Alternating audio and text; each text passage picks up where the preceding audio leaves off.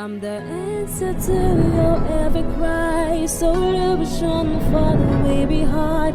I bring to you good news.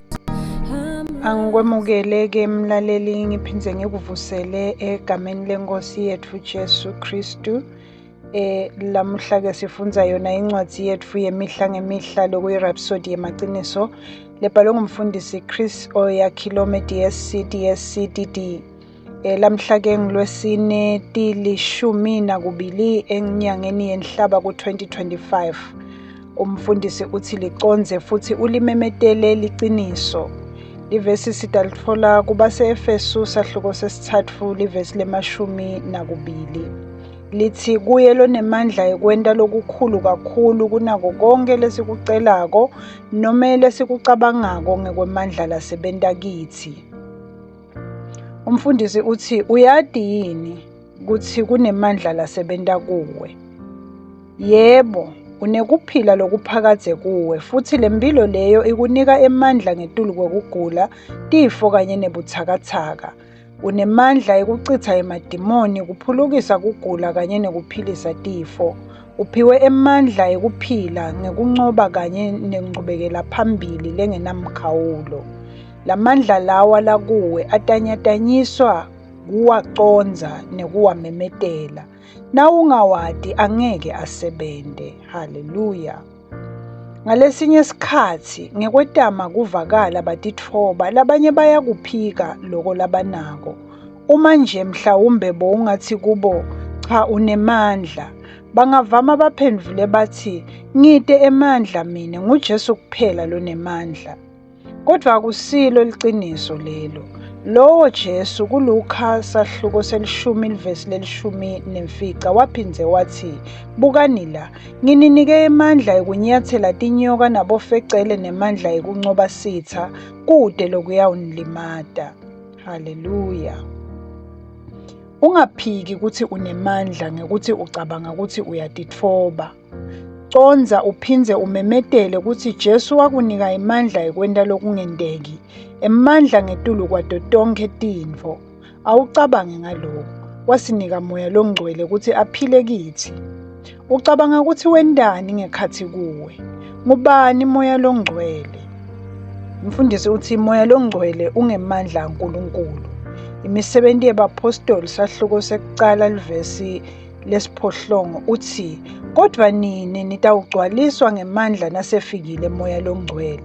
Loko kusho kutsi nawemukela Moya Longcwele wemukela emandla. Awunake kutsi Jesu wakhuluma kanjani. Wathi, njengobe uyise anekuphila ngekwakhe, kanjalo uyiphile nendvodzana kutsi ibe nekuphila ngekwayo. Loko kutfolakala encwadzini yaJohane sahluko sesi-5 livesi le-26. Labanye bantfu bangacabanga kutsi bekatikhukhumeta ngekusho lokho, kodwa bekabeka liciniso nje. Alisho yini iBhayibheli kutsi ngobe njengaloku Kristu anjalo nathi sinjalo kulomhlaba? Lokhu kutfolakala encwadzini yekucala yaJohane sahluko sesine livesi le-17.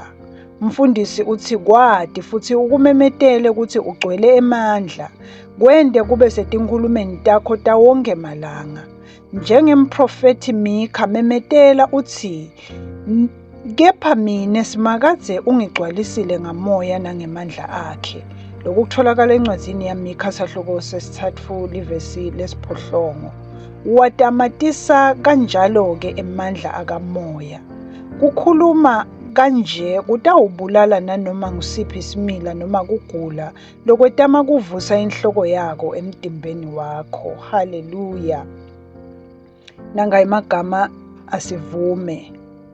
Ngigcwele emandla ngamoya waNkulunkulu, futhi ngingenta konke ngaKristu longiqinisako. Ngihamba empilweni yebuNkulunkulu, inchubekela phambili lengenamkhawulo, kanye nemandla angetulu. Ngiyancoba ngetulu kwaso sonke sitha, ngoba ngisebenta ngemagunya nemandla aKristu. Lengiphila ngihamba, ngiphindze ngibe nekuphila kwami kuye. Amen.